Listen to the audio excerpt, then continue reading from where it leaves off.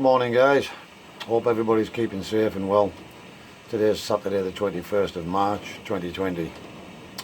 First of all, I'd just like to say we're going through unprecedented times at the moment, and we're all in the grip and fear of COVID-19. First message out there is I would like everyone to stay safe and be sensible, basically. And this goes to all generations, younger, middle-aged generations and older generations. There are a lot of people out there with already underlying health issues, and I happen to be one of them, unfortunately. But I'm not going to dwell on that. Basically what I want to do is try and put my 2 penneth of sensible information out there to you guys in the hopes that it may help to stem this pandemic that we currently have. And basically, from the way I see it, what the government are doing is actually, in my opinion, the correct thing to do. Now, some people may not agree with my views or theirs, and that's entirely their choice. But what I would like to say to everyone is that if you really must go outside, this is the first time I've stepped out of the door in a week, basically. I'm currently working from home due to my condition. And today I really need to get some fresh air. So common sense just plays an element here, and my advice, for what it's worth, is if you really must go outside, I also had to go and get some basic essentials from the shops, and I had to visit a number of shops because some of those basic essentials weren't available in some shops. So it appears that people are still panic buying, although the government assures us the food chain and the food supply is still going to be okay. So I had to go out, get a few essentials. Thankfully I've managed to get what we require, and these are just basic essentials like potatoes and milk, bread and a bit of fruit. So we've managed to achieve that, so I'm happy with that. It just meant a lot more driving around to various shops to get each individual item. So what I've done is, when I go outside, I've taken it upon myself to steer clear of other individuals. Nothing personal, it's literally just I'm trying to keep myself at least 5 or 6 feet away from the next individual on the street if I can. And I'm hoping that even a simple measure like that, if everybody follows it, will help to stem this pandemic if we all do the same thing. Now, it's perfectly understandable some people don't have any worries or fears whatsoever, and it's also perfectly understandable that some people are basically terrified.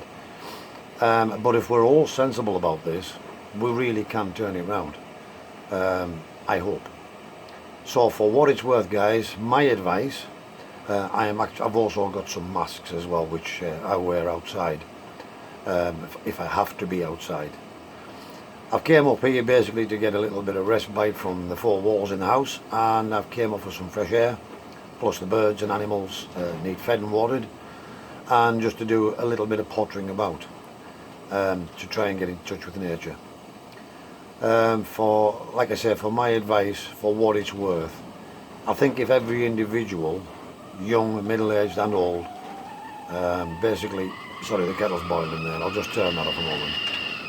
If we all take sensible steps when we have to go out for basic essentials, etc., and we try to stay at least, well, in my opinion, in my case, I'm going to try and stay 4 or 5 feet away from the next individual on the street and in supermarkets. Now that's rather difficult in supermarkets, but I have been trying to hold back in queues and keep me distant. I've been wearing gloves as well, just because of my condition. It's everybody's own choice. Some people might think I'm crazy, but that's the way I choose to do things. So I hope this little snippet of information is helpful to some people. And if it isn't, well, at least I've tried. So guys, down with the doom and gloom. I'm just making myself a cup of coffee now, and I'm going to have this, and then we're going to concentrate on just cleaning the boxes out again on the chickens. There's a little bit of muck in there now, and the roll away nest boxes are working well. All the materials were taken out a couple of weeks ago. However, they're still taking sludge into the nest boxes with the feet, and so consequently that's sticking to the mats that's in there. So it needs scraped off, brushed out periodically, just to keep the eggs rolling freely and to keep them clean. They're not immaculate because the weather's still being rather bad, but the ground is drying up a little bit now, so from here on in hopefully things are going to get a little bit better. So my first job after I've had the cup of coffee is to go and give the nest boxes a scrape out and a bit of a brush out and sweep down. Rake over the deep litter that's in the hens. I really wanted to get it cleaned out, but I'm waiting for my first grass cut so I can mix the grass clippings in with the chicken manure stroke wood chips to help it break down much faster. And if we get another week's worth of fine weather or dry weather, I might even get the first cut on the grass maybe next weekend. So today mostly I'm just going to concentrate on the birds and make sure they're all healthy still and being catered for. I want to make sure that I've got the lofts to a reasonably clean standard, all fed and watered, all the water barrels topped up, all the corn bins topped up, and basically look after the general health of the animals first today, and that's what I'm pretty much going to concentrate on. If I have any time for anything else later, then we'll do that, but I'm pretty much going to concentrate on the birds for today. I was a little bit later getting up today, about 12:30 in the afternoon. And the reason for that was basically I was going around trying to get the basic essentials from one thing to another. So yeah, bit of a late start today, but hey, Rome wasn't built in a day, and we have to do what we have to do. Thanks for watching, guys. If you aren't already subscribed, please do subscribe and follow me along. All the comments that I've already had are much appreciated. Please do keep commenting. If you have any suggestions, please feel free to make suggestions. And I just want to wish everybody safety, basically. Please be practical in all things you do, and stay safe. And we'll catch you in the next clip. Thanks for watching, guys. Bye. Okay, guys. So basically, what it is we've got the rollaway nest boxes all swept out and scraped down and everything. And I've had the rake in here now, and we've just gone over all the deep litter. This, as I say, I was wanting to get cleaned out, but you can probably see that this is almost already nearly compost. Yeah, it's breaking down quite nicely already. However, I would like to get some grass clippings and all among this, but it is still dry. As you can see, the hens are doing a good job. I give it a bit of a loosen up, and then the hens jump in there and they keep it turned and keep it aerated, and basically that helps to keep it in good condition. So it's certainly not bad. In fact, it's looking more like compost now than anything. But this is like nearly 3 months now since, no sorry, it's about 2 months worth. And I could just keep turning this, especially now the weather's drying up, but we'll see how it goes. I might actually want to start and get this out and start again, just to get some of this into the compost bins to start breaking down for next year. But for now, guys, that's another job. So yeah, slowly but surely it wins the day. Okay, guys, so now I'm just starting to top up all the water bottles for the week, for the chickens and the hens. And as you can see, I've got this IBC set up, and this is a 25 litre canister, which I have 7 or 8 of them. And basically I just fill these up every week and then put them into the loft and put 1 drop of bleach in each container, and it just helps to keep any nasties away from the birds. But as you can see, I'm getting really good pressure out of this water bottle, and the water's coming out crystal clear. So all in all, it was a good setup. Putting the black plastic round it, definitely been a good idea. On the top I've actually got a filter underneath there, and you'll see I also have a filter mesh in the top of the guttering as well, so it all helps to keep the water clean, and it really is working, guys. So I'm pleased with this setup, and it means I have water ready on tap basically for the garden and the birds. The other IBC will be set up at some later date when I have more time. So I just thought I'd show you that, guys. See you later, bye. Okay, so here we are, we're in the loft of the where the staff van reach are basically. And I got these cleaned out about a fortnight ago or something, but they're not bad at all. So what you can see now in here, I've got nest pans in here because basically the birds are going mental to breed. And they were laying eggs all over the floor. It got to a point, even cutting the feed back that much, they were still laying eggs everywhere. And as you can see in here, some of the nests do have eggs. However, what I decided to do was, instead of the hens just laying and laying and laying and basically not good for their health, I decided that I would put them nest pans in, let the hens lay, and then I will put pot eggs underneath there. So basically what I've got in there are plastic eggs. The birds will sit there, and being young birds, they'll sit them for months on end, and eventually they will give up. Eventually they will give up on them, but that stops them laying that many eggs that they basically put their health in jeopardy. I have no way to separate the hens or cocks, and I don't have the time at this moment, so that was the next best solution. So that's what we've done, and they're all sitting on plastic eggs quite happily there. They don't know the difference, and everybody's happy, pigeons and me included. And as you can see, guys, they're an absolute picture of health. Picture of health, they really are. So that's just a quick update in here, guys, of what's going on. So also in here, guys, we got this all cleaned out last week.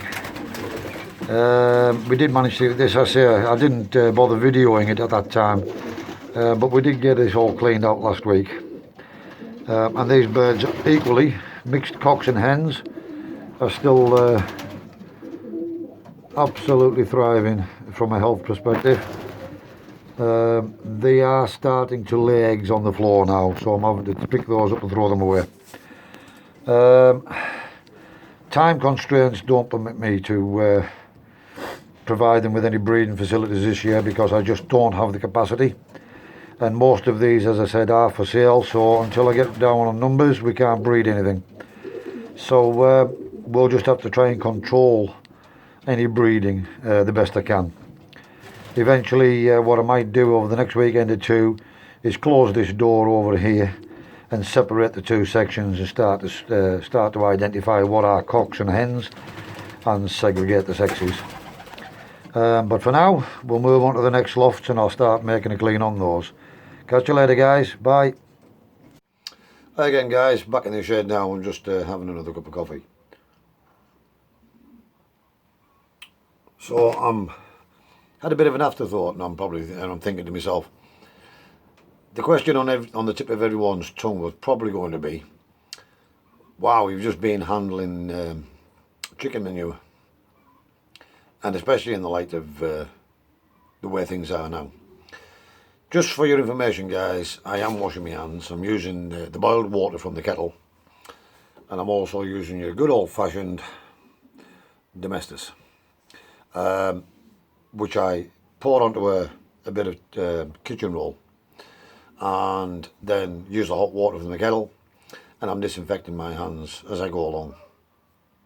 So just to put your mind at rest, if you were concerned, yes, I am washing my hands in spite of being here at the allotment. I do have quite a lot of cleaning facilities, etc.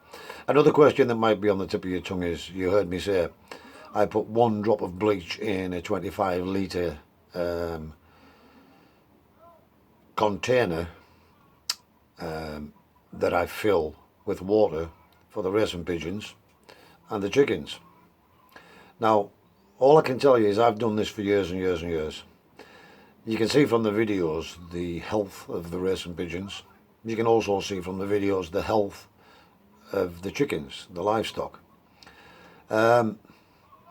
Whether I'm doing right or wrong is debatable. However, it works for me. I've been eating eggs from my own chickens since I was 11 years old, and 1 drop inside a 25 litre bottle is very diluted, but I believe it just helps to keep any nasty bacteria away from the birds, and the videos are proof of just how healthy the animals are and how healthy they always have been. Most of my birds only die of natural causes, unless they're extremely sick and have to be put to sleep humanely. Like I said, this is open for debate, but a lot of people may not agree. However, we do put chlorine in our own drinking water to treat it, and that one drop inside a 25 litre container seems to work. I've never had any issues in all the years I've been doing it. So just for information, guys, I'm not telling you this is what you should do. It's just what I do, and it seems to work for me. And as I said, the videos speak for themselves of how healthy the livestock is. So you can make your own mind up on that one, guys. I'll catch you later. Bye. Okay, guys, so I decided to get me rain barrels all connected up, because if we do get any more rain, and it's more than likely, I'm going to need to start collecting water over here for the garden. So we've run a bit of pipe now down from the guttering down here, and basically what I've done is I've put a screw through the plastic piping and into the first barrel to start to catch the water. Each subsequent one is linked with a piece of hose pipe, simply with a hole drilled in, pressured in tight, which will get some silicone round when I have more time, down at the next barrel, and likewise with each one until we get to the end. And then for the time being, should we get this much water, which we more than likely will, I've put an overflow pipe in here because I don't want it all just pouring out down here and soaking this entire area and making it a quagmire again. So I've put in a length of hose pipe just as a temporary measure for now, because there are more barrels to go across here. But that will run down along the ground. It's on the surface at the moment, but it runs all the way down to the bottom of the growing area,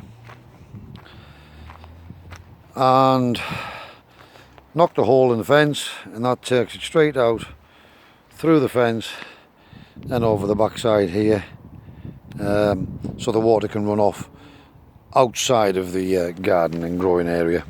So yep, that's just another little job done, guys. I've actually got a stonking bad head at the moment now, so I'm going to wrap it up for today, and pending feeling okay tomorrow, I'll be back for to do another little bit, guys. So just another quick look. Oh, by the way, some of the daffs have now came out in bloom, and they're looking very, very nice. As you can see, the primroses are all doing okay. Got a couple more bags of compost ready for to start just topping that bed off down there, and the other one or two beds I just want a little bit more on, but predominantly it'll be the back bed where the black currants and gooseberries are. But yeah, you can even see the growth that's put on the little bushes that's sitting in front of the trees here now, in only 1 week. That one there's actually starting to bud. Yeah. And yeah, oh, just one other thing, guys. Have a look at this. The rhubarb I transplanted last week. Already, it's shot up, basically. Started sprouting, and it's getting some colour back in the leaves. That was the one that was really, really yellow last week, if you remember. But it's actually turning green again. And what's more, it's actually shoved out quite a number of new shoots. So it looks like it might even produce again this year, in spite of the shock transplant, from down in this bed here into here. So I hope you've enjoyed today's videos, guys. I just want you all to stay safe. Please consider my suggestions around keeping your distance when you're out and about, if you have to go out. It really is appreciated, and if we all do this together, there's no reason why we can't get through this, guys. Okay, thanks again for watching. Please like, comments below, subscribe if you haven't, and if you have the ability to share, please do that too. Thanks, guys. Bye. Okay guys, final roundup for today. So I'm in the shed, having one final cup of coffee. I've got an absolute ridiculous bad head at the moment. I need to go and get some paracetamols. So otherwise I would have been a tiny bit longer, just trying to get some more odds and sods done. But nonetheless, considering I didn't get up 12 today, I've had a productive day. I've been in one or two of the lofts, got a bit of a muck out and a clean out, got those sorted. Still got one or two to do, which I'll probably do tomorrow. As I say, little bits, slowly or surely wins the day. So we'll do another little bit in the sheds tomorrow, whatever the weather. And then we might do a little bit of, depending on how long that takes and what time constraints are, how I feel, etc. I might actually get in the polytunnel and start putting a few seeds in basically.